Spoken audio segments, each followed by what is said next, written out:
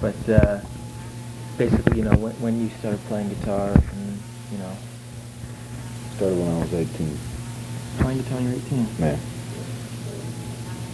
Why so late? Because I started off playing drums when I was 12. I liked that, and then I didn't hear any guitar players until I was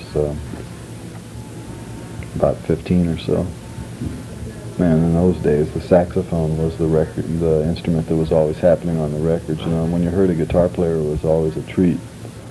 So I went out collecting R&B guitar records, and the solos were never long enough. You know, they only gave them one chorus, and I figured it was the only way that I was going to get to hear enough of what I wanted to hear was to go get a guitar and play it myself. So got one for $1.50 at an auction. It was a arch-top, F-hole, cracked-faced, unknown brand guitar because the whole finish had been sanded off of it. Looked like it had been sandblasted. And the strings were about, a good inch off of the fingerboard. And I didn't know any chords. But I started playing lines right away and then started figuring out chords after that. And finally got the Mickey Baker book and learned a bunch of chords off of that. Who were some of those early guitar players you were listening to? I used to like Johnny Guitar Watson, Clarence Gatemouth Brown, Guitar Slim, Hubert Sumlin, Matt Murphy. Were there any bands, actually playing in your town, in your area? Oh yeah, sure. In San Diego, when I was in high school down there, they had plenty of rhythm and blues bands.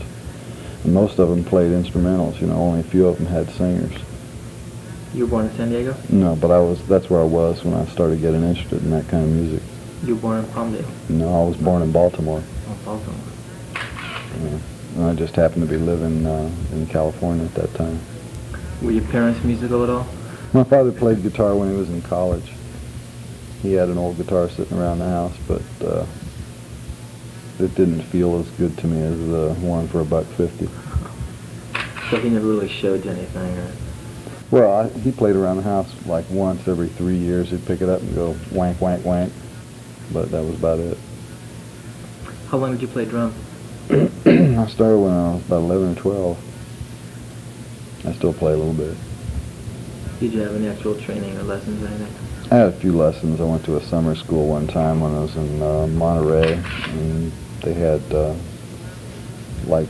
basic training for kids who were going to be in the drum and bugle corps when school went back in. And I remember the lessons where the teacher's name was Keith McKillop, and he was the rudimental drummer of the area in Pacific Grove. And they had all these little kids about 10, 11 years old lined up in this room. You didn't have drums, you had these boards. Pads? No, not pads, but a plank. Just a plank laid across some chairs, and everybody stood in front of this plank and went rattly-tat on the plank. And I didn't actually have a drum till I was about 14 or 15. All the rest of my practicing had been done on top of this bureau in my bedroom, which happened to be a nice piece of furniture at one time. But some perverted Italian had got it and painted it green all over, and the top of it was all scabbed off from where I was beating it with the sticks. So finally my mother got me a drum and allowed me to practice out in the garage. I had just one snare drum. And then I entered my rock and roll career at 15 when I talked them into getting me a complete set, which was a kick drum, a rancid little Zinn hi-hat, one snare, one floor tom, and one Zinn ride cymbal, about a 15-inch ride cymbal. Whole set cost $50. And I was playing my first professional gig at a place called the Uptown Hall in San Diego. It was in the Hillcrest district at 40th and Meade. I remember it well. Going to my first gig, got over there and set my drums up and noticed that I had forgotten my only pair of sticks. And I lived way on the other side of town. There was no drumsticks.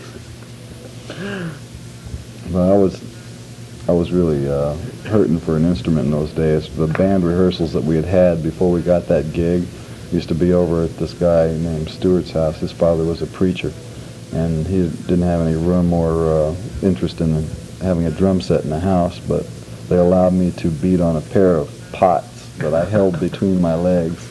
And I'm sitting there trying to play shuffles on these two pots between my legs. When did you start playing guitar in a band? I mean, when did you get your first real decent guitar? Well, I didn't get an electric guitar until I was 21. And the first one that I got was, I rented a Telecaster from this music store. I had that for a while. And then I bought a Jazzmaster.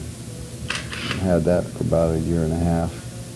I used to play like lounge jobs, you know, sit on a stool, strum 4 chords in a bar, anniversary waltz, happy birthday, 1 twist number per night, don't turn up, you know, all that kind of crap. Nobody else in the band really knew what the chord changes were to these dumb songs. They're all trying to figure out what was going on in the fake book. Nobody could read music, you know, that kind of crap. Places like Tommy Sandy's Club Sahara in San Bernardino. Can't remember some other clubs around West Covina. Really boring, miserable places. I worked with a group called Joe Perino and the Mellow Tones. And then I got a chance to write this music for a movie. And I actually earned some money doing that. And so with the money that I got from that film job, I bought a Gibson ES5 Switchmaster, which I used for about 5 years, recorded the first 3 albums on that guitar. And still got it, by the way. It's been all souped up since then. And also with the money that I got from that film, I bought a recording studio from this other guy. Started working in that. What film was that? It was a movie called Run Home Slow. It was a Western, starred Mercedes McCambridge. It was written by my high school English teacher. Oh, was it actually released? Yeah, it's been on TV a few times. Really? Yeah. Did you get royalties for it? Oh, no. No. Is your name on there? Oh, yeah. I've done music for 4 films. First one was called The World's Greatest Sinner, starring Timothy Carey, about a guy who thinks he's God and then later on has doubts. And in order to find out whether or not he really is God, he breaks into a church and steals a piece of communion bread and takes it home and sticks a pin in it to see if it'll bleed. Of course it does, at which point the film turns into Technicolor.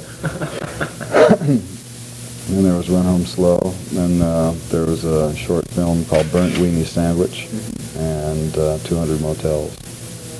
Burnt Weenie Sandwich? Yeah, it was commissioned by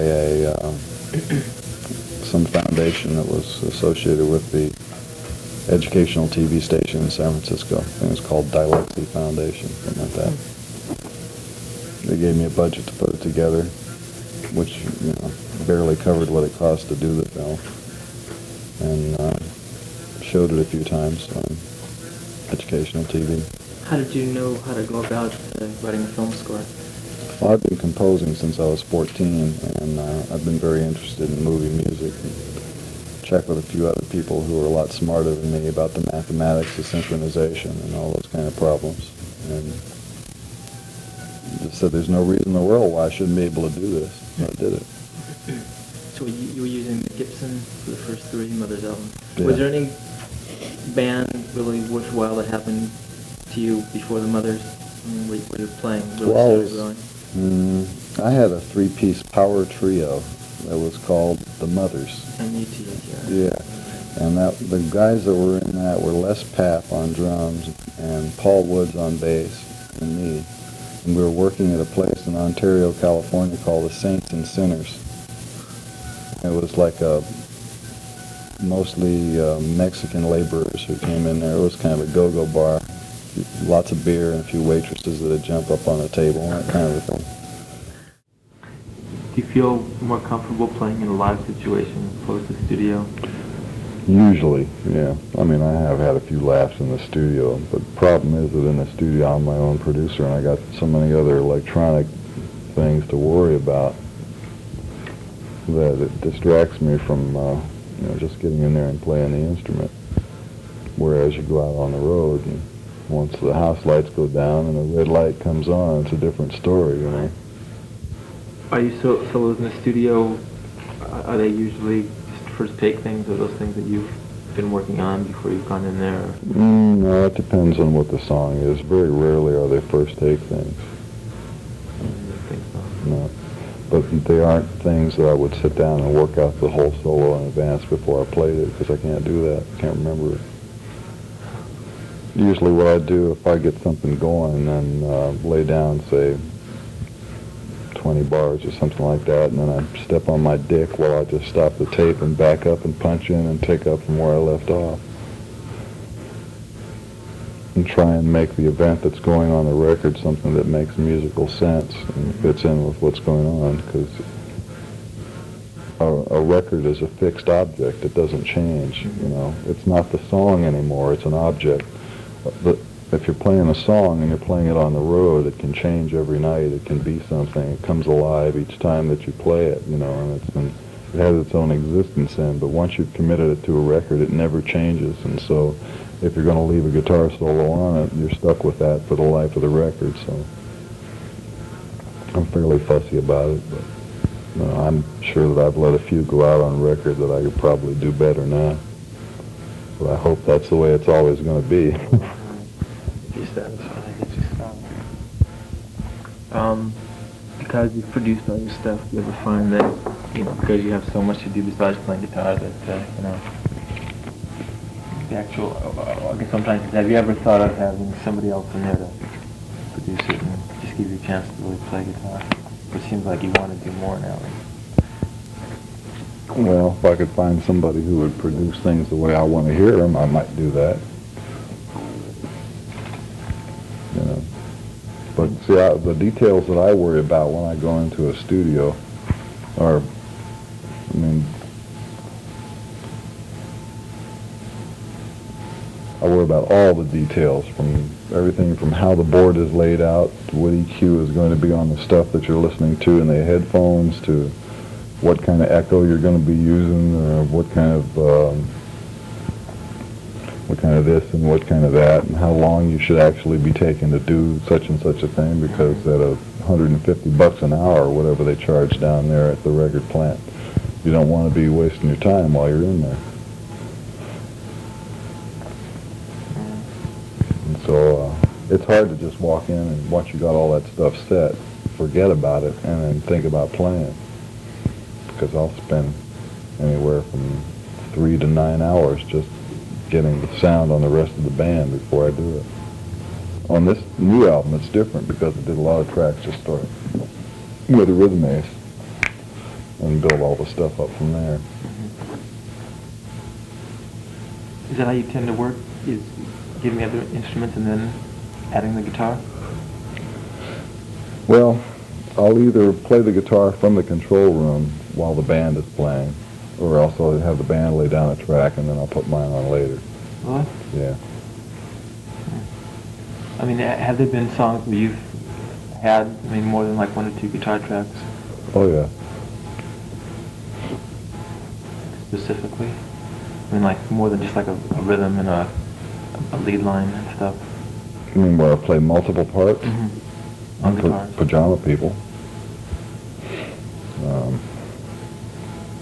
There's a couple on the new album that have anywhere from 3 to 5 guitar parts on it. Filthy Habits got about 5 parts. I can't remember. There must have been some more in the past. On We're Only In It For The Money, I did a few. Uncle Meat has some. Mm-hmm. What, I mean, so you've got the new band, you know, it's a small band because you want to play more. I mean, where else do you want to go on the guitar? I mean, after playing for 20 years, and what challenges, you know? Well, the hardest thing for me to do is play straight up and down. It's absolutely the hardest thing for me to do. Stuff that everybody else does naturally seems just as awkward as shit to me. I don't think in little groups of 2s and 4s and stuff. It just don't come out that way. It's easy. I can sit around and play 5s and 7s all day long with no sweat. But the minute I got to go you know, it feels weird. It's like wearing tight shoes, you know, so I'm going to keep practicing. And it's like learning how to speak English, you know, if you've been speaking something else all this time, you know. It's like trying to develop a convincing English accent. Just a couple more questions. Did you begin singing about the same time as you started playing? Well, I used to have to sing with that trio that I had at that Mexican place where we were working. But I was singing mostly blues-type songs. And I did a little bit of singing on and off on the first few albums. You know, I never thought that I could really sing. But the problem was with the lyrics that I was writing, it was hard to find anybody else who felt comfortable saying those words. They never would get it across right. And so I figured if I was ever going to get the intention of the lyrics out, I'd better do it myself. I still have a horrible time playing and singing at the same time. You do. Oh, just ridiculous. Yeah. I mean, I can barely strum a chord and say one word over it. You know, that's hard coordination for me. Never make it in country and western music.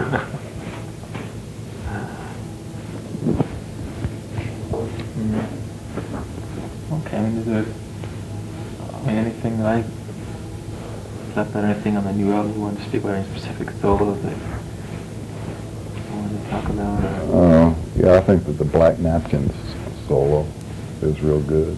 It was recorded live at a concert in Osaka, Japan. And for those of you who are interested in technical aspects, one thing that's amazing about that particular tape is there are only 2 microphones used for it. There's no directs. The 2 microphones are a Sennheiser dummy head stereo, which was in front of the stage, and a C24 stereo microphone, which was behind the drummer. It was recorded on a 4-track and just mixed from 4 to 2, and that's all there is to it. There's no close miking anywhere on that track, and it sounds great. You hear all the drums. What's that from? What? Which album is that from? It's on the new album. The new It's one, yeah. just coming out. And so you mentioned it was going to be a single album. well, I was going to have a double album, but I think I'm going to cut it down to 1. And the album will be out when? September 25th. Do you know how many albums you've had out, including your solo albums? Offhand? Over 20. Yeah. This will be a Mother's album. No, it's Frank Zappa Frank album. Zappa album. Yeah. It's called Zoot Allures.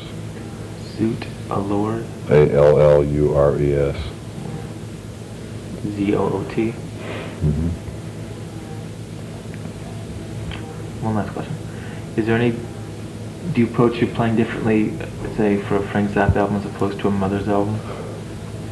No, not really. I think it makes a difference between a Frank Zappa album and a Mother's album is whether or not the group that's on it is actually a touring Mother's unit. I see. If it's not, it's a solo, a Zappa album. Yeah, well, this one is pretty much a solo album since I'm playing most of the stuff on it, just about everything but the drums. Terry Bozzio's playing the drums. I got a few other people doing some background vocals. Why don't we just start with exactly what your pedal board setup was, how you came to design it, how it evolved. Okay, it has a fan-shaped foot switch array that sits on the floor with 24 on and off switches and a movable pedal in the center of the fan. And the action of the pedal can either be volume or it can be voltage control, depending on which of the other buttons you step on. And besides that, I used to have a couple of other movable pedal type things sitting alongside of the on and off switches. And the pedal system provides an awful lot of flexibility if you want to recreate studio sound effects in a live performance. But the big liability is that in order to get these effects and change fast, you have to be real adept at standing on one foot. It gives you kind of a stork-like deformity after a while. And it also keeps you pretty much tied to one location on stage. And even though I was playing wireless, if I wanted to use any of the effects, I had to stand right there and step on it. And that kept me away from the front of the stage, which is where I like to play because I can hear the whole blend. So during the last tour, I found myself using fewer and fewer effects and just getting one sound that I liked and walking off and getting in a position on stage where I could hear everything in perspective and play. But some of the effects that were available in there, everything is stereo paired. And the box has 4 outputs. It has a left and right dirty and a left and right clean. The clean feeds would be like PA directs, so no amp involved at all. It would go straight to the board. And the dirties would power a variety of fuzz tone type amplifiers. And as far as the amps go, I was using a Marshall 100 watts, a Boogie, and a Vox Super Beetle in various combinations. The effects in the rack included a harmonizer, MXR DDL, MXR flangers, Oberheim voltage controlled filters, big muffs, small stone, Systech harmonic energizers,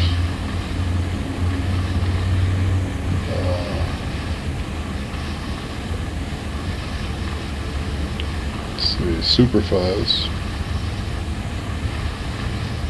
Wawa? Yeah. I could also convert the VCFs to be voltage controlled, by flipping a switch on the pedal. I could use that as a Wawa. And I also had a boomerang. And what else do we have? Biphase. Is that Mutron? Yeah. And I also have a pair of Mutrons. Just envelope type of things. And that's okay.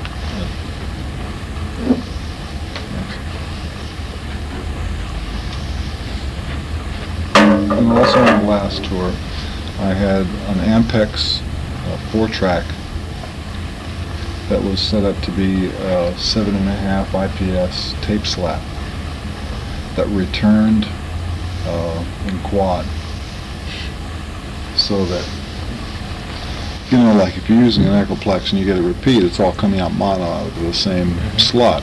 But the way this was rigged up was each repeat would come back from a different location in the PA speakers. So if you play a note that starts in the center and the first echo is on the left, the second's on the right, and the third's on the left, and like that. And it was a very nice effect, very spacious effect.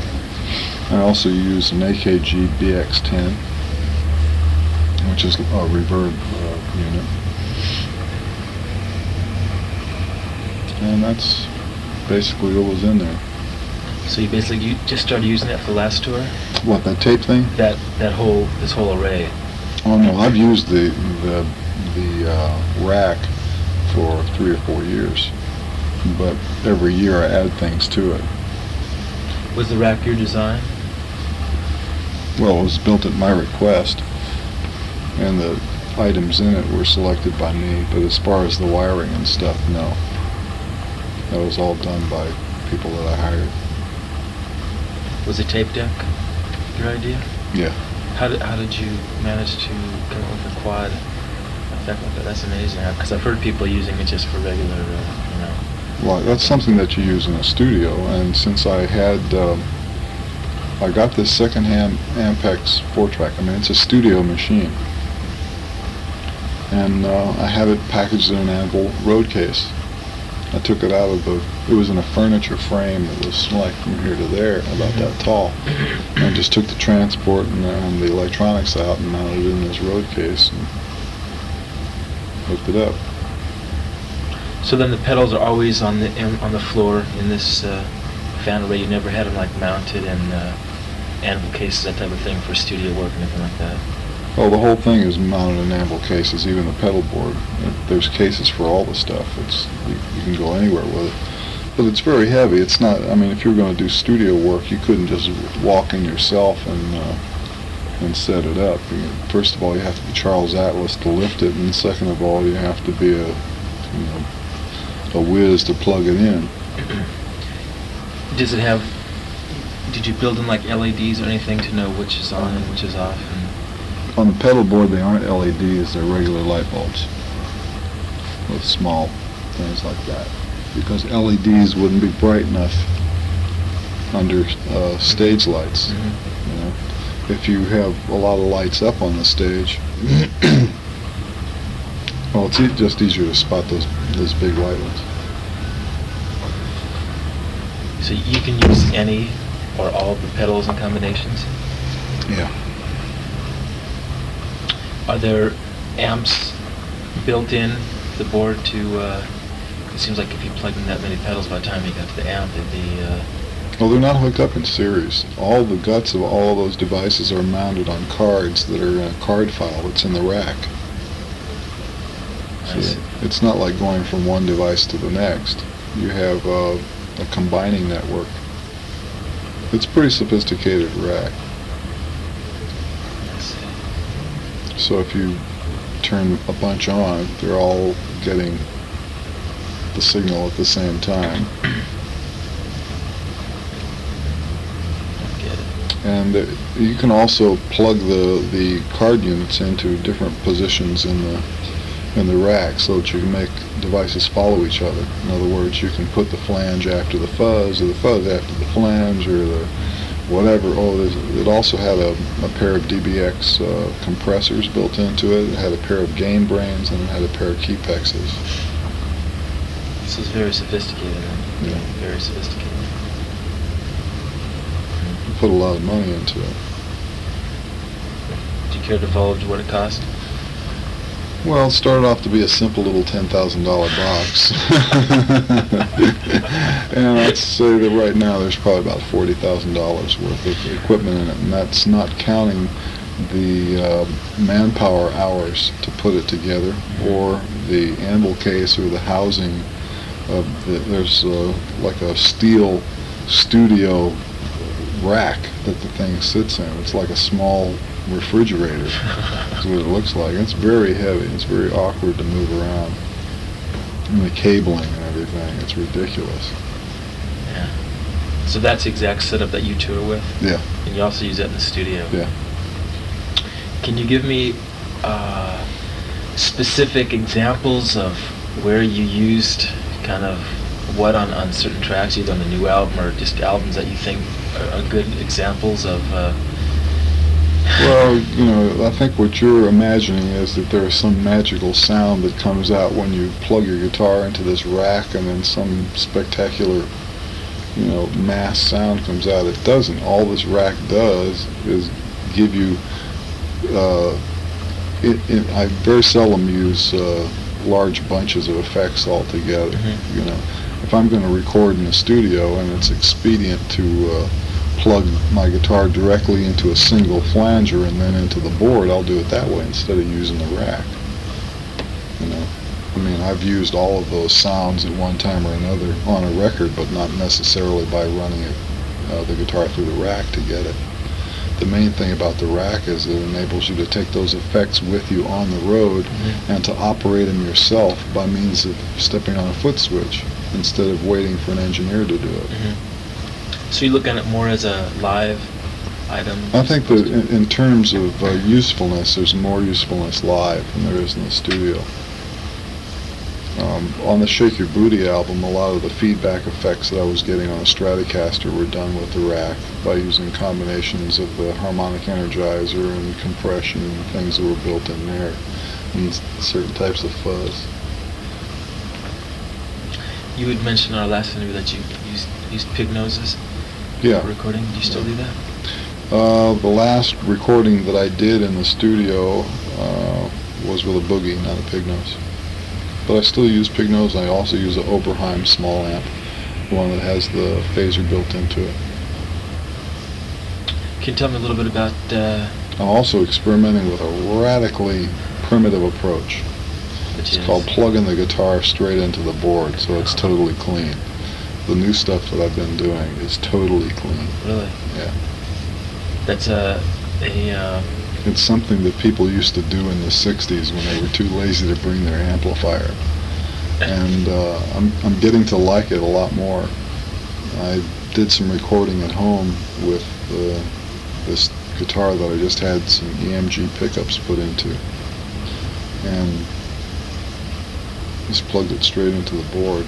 And it's just a really beautiful, full, clear, hi-fi, nice sound. And if you're playing stuff that where you want your chords to ring out and fill out and just hang there and listen to the tones that are involved, that's a real nice way to do it. Yeah, I would think for rhythm that it would be very useful. Yeah. Well, it's not all that great for strum rhythm, but if you're just going to play like big chords and let them ring, a guitar direct into the board, going into a gain brain first to help your sustain and to level it out, and add some, I have this device called a space station, and add space station to it. It's a beautiful sound. What exactly is a space station? It's a type of digital echo device that not only gives you a reverb type sound, but gives you first order, second order reflections that are choosable. In other words, you can design an imaginary room by tweezing the knobs on this box and get anywhere from a medium-sized concert hall to a hockey rink. And it's very, for the price, it's an excellent echo device. It's in the $2,000 range, and the thing sounds fantastic. Who makes that? A company called Ursa Major. You were going to mention a new guitar, a guitar that you just had some pickups put in. Well, it's not actually a guitar I've had for a long time, where I just had these EMG pickups put into it. It's an acoustic Black Widow. You ever see one of those? Acoustics, yes. Yeah? Well, very obscure. and this obscure guitar has a 24 fret neck with total access all the way up to the top fret. Real nice rosewood fingerboard. I sent it over to John Carruthers, had him do a fret job on it, and put on a brass bridge and fix the thing up, and put those EMG pickups in it, and it sounds great. I'm not tremendously familiar with EMG. EMG is a pickup that has a preamp in the pickup, and they're humbucking type, and they also make Strat replacements too.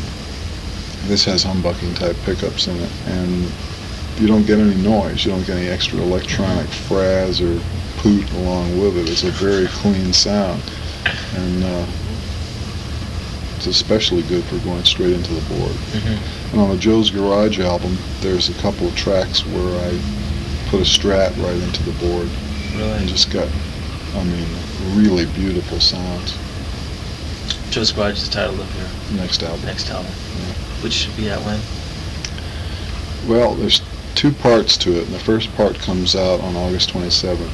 That's a single disc, and then there's a double LP that comes out on November the 1st.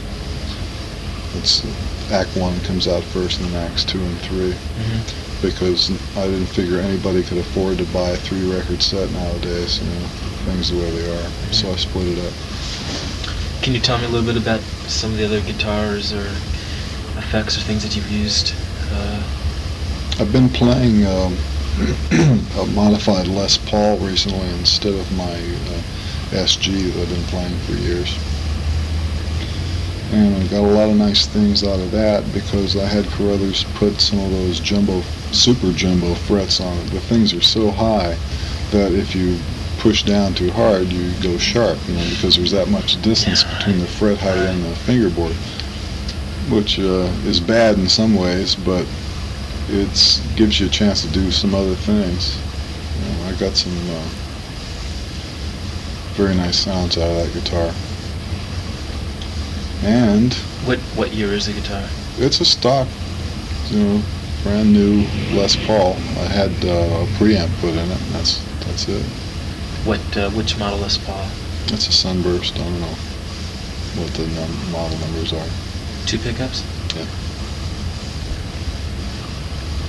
Why the switch from SG to Les Paul? Because my SG has, it's been injured a number of times. I had the neck shaved so that it fit my hand a little bit better, but it weakened the neck. And there's a crack in the back of the neck. And because the neck is so weak, it's hard to keep it in tune because the neck moves around. And this Les Paul is like a rock, you know how those things are. And it stays in tune a lot better, except for the fact that you have to be careful of your finger pressure. So you've used that on the new album? Yeah. Anything else? There's another technique that's being used on the album that nobody will believe. Tell me. Well, most of the guitar solos, especially in, well, there's one that's on this on the first disc, and there's a whole bunch of them that are on the other disc that were never played at the time of the recording. During the last tour, I had a Nagra in the back room going to a pair of microphones on stage right in front of my guitar amps, and every time I played a solo, I had one of the roadies turn on the Nagra, and I came home with boxes and boxes of 15 IPS stereo recordings of just guitar solos. Just no band, no nothing, just guitar solos. And I had some great solos, and there was no other way that I could use them, so I would just print them on top of the studio rhythm tracks. And if I hadn't told you, you'd never know. As a matter of fact, some of the things are just incredibly in sync with what's going on. Really? So then, I mean, you were obviously performing material from these albums. No. You mean? Not only was I not performing material from these albums, the solos were played in completely different time signatures and completely different keys. That's what I was going to ask. How is that possible? I can't visualize how that would... Want me to play you one? Oh, I believe you, absolutely. But I can't imagine how you could pick a solo from a different key and put it in a song. Well, let's say that the song happens to be in B flat. You can use G minor, or you can use C. Or F. Yeah, just depends on what kind of a mode is happening, and by golly, it works. I mean, this is kind of hindsight that you developed this as you were putting the album together. You thought, well, I have all these solos. No, I've always wanted to do it. I always knew that it was possible to do it, and when we did the tour, I planned ahead for it.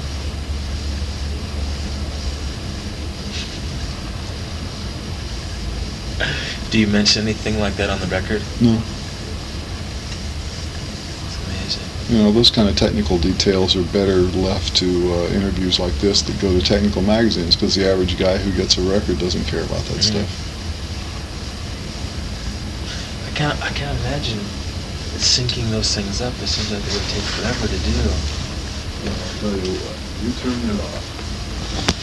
You gotta take a piss. Who are some of the people playing on there? That's The drummer's really Vinny. remarkable. Yeah, he's great.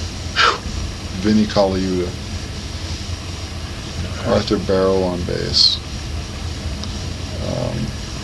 Peter Wolf on keyboards. Warren Cucarulo on rhythm, and on lead, and Ed Mann on percussion. Who's doing there's some other vocals in there that aren't done by you. Oh yeah, it's Ike Willis. God, that drummer is superb. If you want to hear it, I got lots of stuff where it's really whipping. There's one track where, let's see, the rhythm is in 1916, and the guitar solo is from another song in a slower 4/4 that's laid on top of it, and it's really just... What was the title of this track here? This song? That was called Watermelon in Easter Hay. And it's in 9/4. 9/4, is that what that was? It's 1, 2, 3, 4, 1, 2, 3, 4, 5, 1. That's what it is, right. It's great. So that was a Strat Direct Yeah. to the board. Yeah. There was like two sections. This is the second section where the guitar got real fat sounding. Where it was fuzz tone, that was the Les Paul into a boogie Mm-hmm. right in the studio. There was something else on the Strat. You always get that certain sounds like a real condensed type of a sound. I don't know what that is. That's the top secret sound. Is that the top secret? I mean, that's like a Zappa trademark almost by now. That sound. Okay. I wish you could be more assistance with pictures of that rack, but I just... There's no way we can get around this? No. Make a stick drawing. Would you do something like that? Well, it'll just be a cartoon. I mean, would you be into doing something a little bit more elaborate? I mean, could you do something like that? You wouldn't want to do it? Yeah. I mean, I would draw a funny picture of a box with some wires sticking out of it. You want to do it? Sure, you may not be. Well, let's do something better.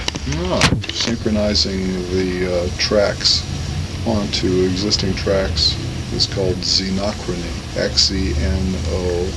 XENOCHRONY.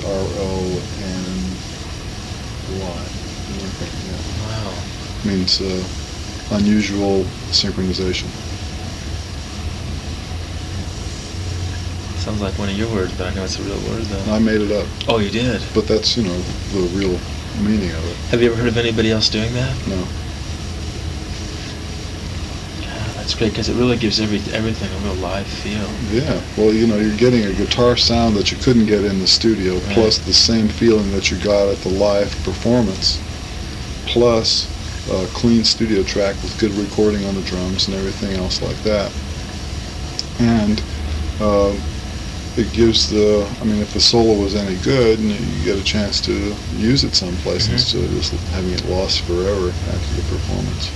So it's like the best of a live and a studio record, then, isn't it? Well, it's basically a studio record. Yeah. The only thing on it that's live is some of the guitar solos. Everything else is totally studio. It's overdubbed a million times. So, do you think they use this process again on future records? Probably. And the album that I'm working on now is totally in the opposite direction. It's 100% live with no overdubs. And except for the fact that you can hear an audience in there, the sound quality is as good as that. Really? So it's going to be performed in concert situation? I mean, It's already recorded. I'm mixing it now. I see. That's going to come after the single and the double record? It's probably going to be in the first part of next year. Springtime, late spring. And that'll be material from Joe's Garage, maybe? Some of that material? No. All new material? Yeah. Well, there's one or two old songs in there that I'm trying to decide whether or not to use, and there's a live performance of a song called Magic Fingers from 200 Motels that I'm thinking of using in there. And there's also a live version of the guitar solo from Yo Mama, which is called Mo Mama. It's done on the Hendrix Strat with a lot of really out of control feedback and stuff, and I thought that would be good to put in there. Yeah. But it's got all that same, I don't know whether you know that song, Yo Mama, from the Shake Your Booty album. It's got all kinds of synthesizer brass background on it. It's real fancy orchestration. And the live version is just like the record. Great. And there's no overdubs on any of it. Are there any titles for that record, that album? Well, one title I was thinking of was Warts and All, but I don't know whether that's too appealing. Yeah. You seem to have had a little problem with one of your songs recently. What, Jewish Princess? Everybody likes to talk about that, but as far as I'm concerned, the only problem that exists with Jewish Princess is in the mind of the ADL. And I use the term mind loosely, because I don't think that it's a rational act to come after me for making a song called Jewish Princess, and to have those lines in there that they were complaining about, because the text of the song is accurate in terms of what Jewish princesses do with their spare time and how they look and what they do. You know, it's not a value judgment, it's journalistic reporting. You see them every day. They got the nails, they have their zits blasted off, you know, let's face it, that's the way it is. And when the ADL comes after me, claiming that this is not true, that this is not an accurate picture of Jewish princesshood, I have to laugh at them because they got their heads in the sand. You know, I also, I've said this in every other interview, I don't think that it speaks very well for any ethnic group to have an organization like the ADL whose sole purpose is to manufacture a homogenized image of the whole ethnic group, because not all Jews are the same, and not all Italians are the same, and not all Greeks are the same. You know, everybody's different, even inside of each of these ethnic groups. And when you are paying an organization, either by membership dues or some kind of support, these guys are getting a salary to write obnoxious letters and to make little lawsuits and apply pressure here and there to try and manufacture an image of Jewry that doesn't exist. They're trying to invent an imaginary fake plastic Jew replica that they want to hold up to the world and say, this is the way they all are, you know, and any deviation from this norm has to be met with some kind of force. Now, this is a scary concept, you know, that's the same thing the Nazis were doing, only in reverse. You know, so I have no love for the ADL. I'm sure they don't think I'm too suave either, you know. But I think that eventually it will be discovered that I'm correct. I think it's for that precise reason that they really don't. I don't think they know Frank Zappa. I don't think they know the music that you've played, what you've created, and what you are as a person. I think they see that as a real attack, is what it is. It's not an attack at all. I'm not anti-Semitic, you know. I know that because I know you and I know your music, and if I didn't, I might react the same way, you know. But I mean, I know who you are, and I know what you're trying to represent, and I know that you're the last person that would attack anything like that, you know. Well, the thing is that I know what my motives are, but they have a budget. They have all this money to spend on harassing people that they think might put some sort of damper on this grand plan of the invention of the enormous fake plastic Jew replica. You know, nothing should stand in the way of this replica that they're trying to build. And without doing any research into what my motives were in doing the song, or you know, they come out and attack me, which it's great for them because they're getting paid to do this. This is their job, and as long as they can put in their newsletter that they're out there scourging the countryside to make sure that nothing evil is said about Jews, and then they can look okay to their constituents. But let's be honest about it, it's a fucking wank. It's a waste of time. They're wasting the money that they could be spending on something a little bit more practical rather than chasing me, you know. They would have been better off to leave me alone and have me as a friend, but you know, they just lost a friend. I mean, I have to do business with too many other irrational people in my line of work without having to worry about them. And it's also rather a defamation of my character to accuse me of being anti-Semitic. You know? What is this? If I had a lot of money, the last thing in the world I would do would be to sit around and harass other people for what they believe.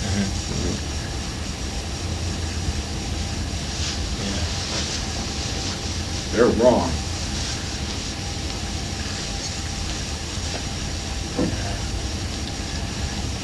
And you know what? All the rational Jews ought to get on their case, because I've had a lot of Jews come to me and say, Jewish Princess is a great song, you know.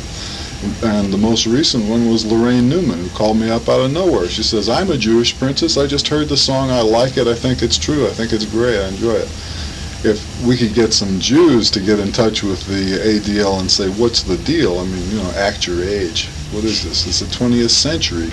You trying to tell me that these girls don't get their zits blasted off?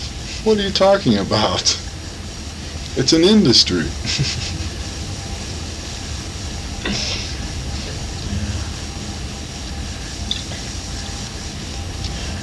The only thing that's not quite accurate in the song is I forgot to put in a part about getting your legs waxed. I just didn't have room for it.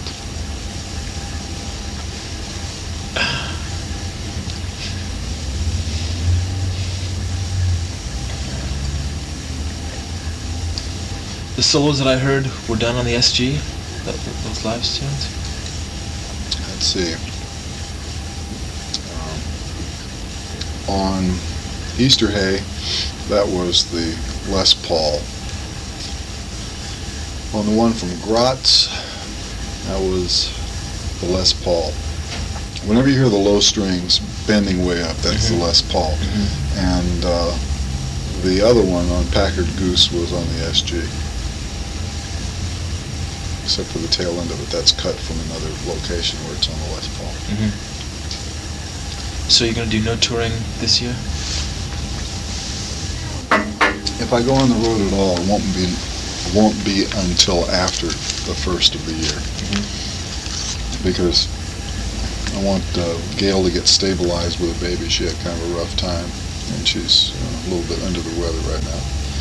And I got that studio being constructed next door to my house, so I want to make sure that the workmen do their stuff properly on that.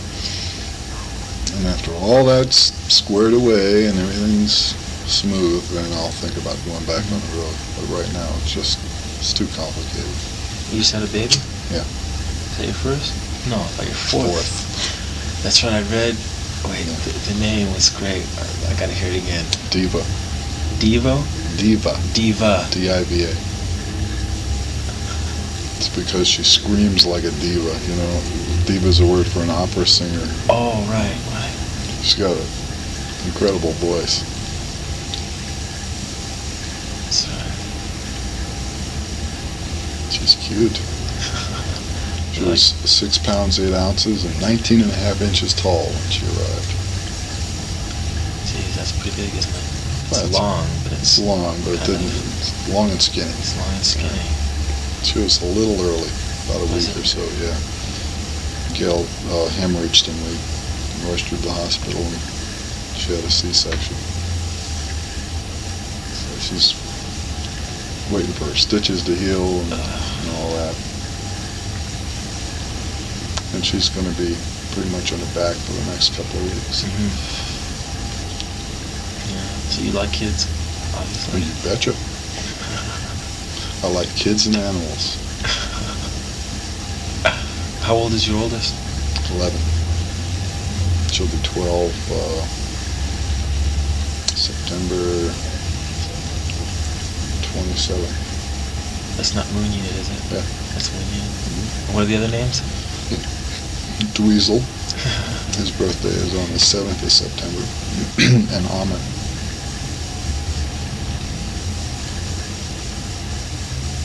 All girls? No. I got 2 girls and 2 boys. Dweezil's a boy and Ahmed's a boy. And Moon's a girl and Diva's a girl. And they've all been behaving really well since the new baby got there. They don't argue with each other. They've been helping with the dishes and doing all that stuff, you know, and they're all thrilled that there's this tiny little package in the other room that sleeps all the time and occasionally wakes up and makes a couple of noises. Are any of the, you ever put any of their voices on the record? Not yet, but Moon's just about ready. Is your wife's voice on record? Not on any of mine, but her voice is on a couple of other records. Most notably a song called Lightning Rod Man that was originally recorded by Lowell George when he had a group called The Factory. Really? Yeah, she's the voice in the background that goes, Lightning Rod Man, you're super. Was it on a single? It was a single that was never released, but it's bootlegged. It's available on some bootleg album. You were obviously rather taken aback about Lowell. I'm not taken aback by things like that, you know. This is Hollywood.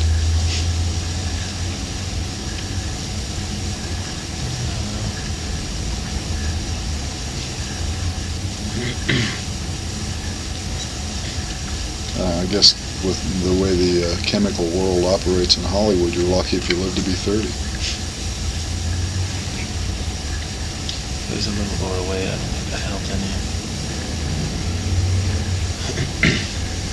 No, I don't know anything about the circumstances surrounding his demise.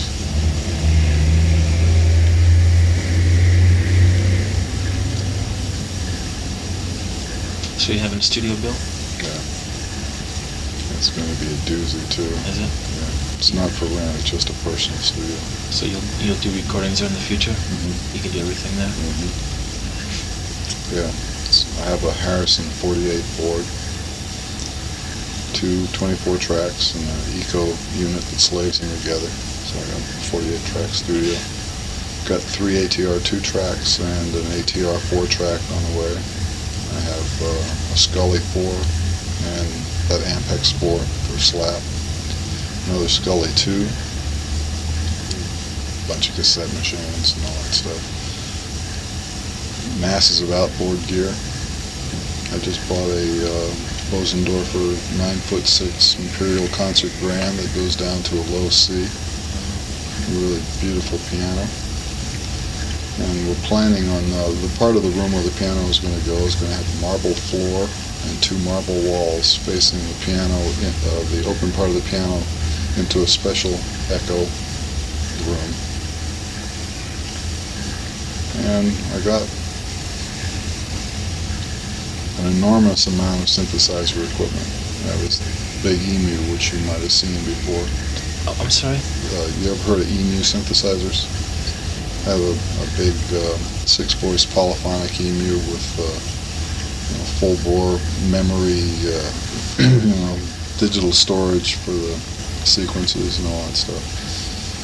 And a Yamaha CS80, 2 or 3 SIM keys, a Yamaha Electric Grand, and on and on keyboard equipment, and all this stuff is going to be built into the studio. There's going to be like one master keyboard in the control room that you can patch to operate any or all of those synthesizers at the same time.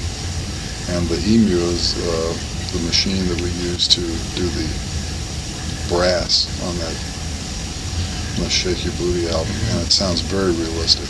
It's totally realistic. So I'll be able to do a lot of nice things there, besides recording acoustical instruments. And I got all the synthesizer stuff.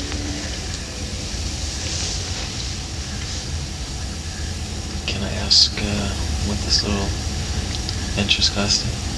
A lot of money. Just curious what it costs to put together a studio in Canada. Well, you can go out shopping for the individual pieces of equipment and see what that comes down to, but the hidden cost is the land, the building itself, and all the acoustical treatment, like the acoustical treatment in the place is being done by Rudy Brewer. He charges $70 a square foot for the interior. That's above and beyond what it costs per square foot to build the shell, because he builds another entire shell on the inside. But the board alone is about $150,000. So you can, all that to make records. The fact of the matter is that it'll be cheaper for me to make records using my own equipment than to go out and rent studio time. You know how much you have to pay for studio time in Hollywood? $200 an hour, plus tape, plus engineer, plus rentals, plus musicians. And average album project is about 3 months for me, anyway. That's on a 5 or 6 day a week basis. 10 to 14 hours a day. So what is an average budget for a Frank Zappa record? That depends on the type of thing it is. A studio album can run well over $100,000. And that's taking care of business. That's not, having parties in the studio. That's going in there and work. You have all your stuff planned out, and you get in there and do it. But I'd say the average now is right around 100. So then is that a cost that will be virtually eliminated then? No, you still have to pay musicians. You still have to pay salaries for engineers. You still have to buy tape.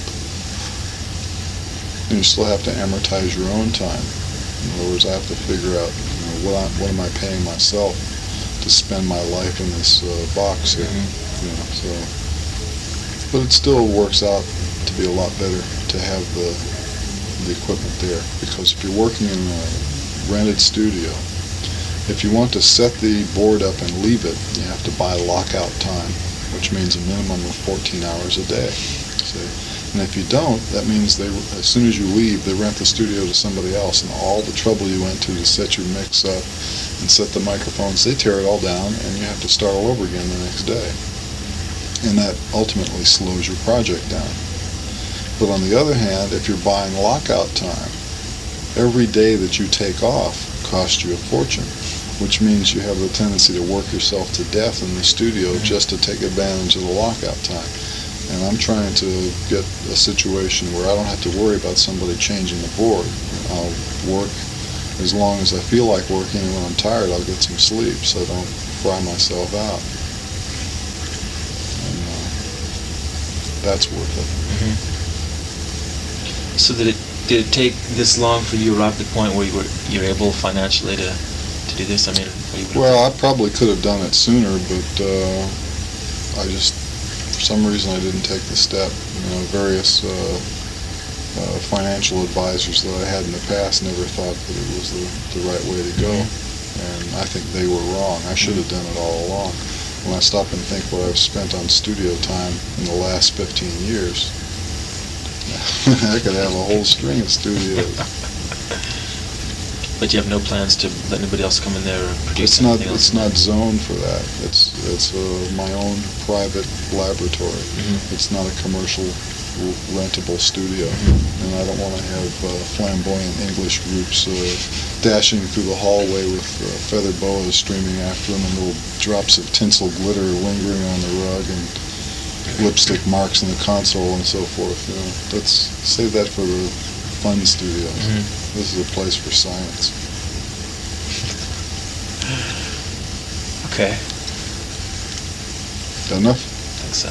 All right.